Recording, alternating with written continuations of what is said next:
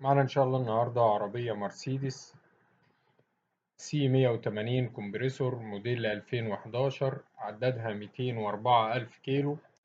يعتبر عداد متوسط بالنسبة للموديل. العربية فابريكا بره وجوه ما عدا شوية مرمات في الإكسدامات. طبعا بننصح أي حد شاري عربية إنه يكشف عليها. عربية فيها رخصة 3 سنين، لسه متجددة شهر 3 اللي فات.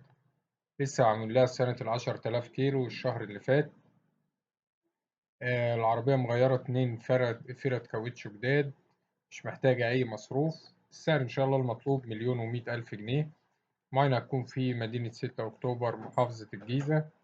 رقم التليفون هيظهر في آخر الفيديو. تاريخ العرض 24/5/2024.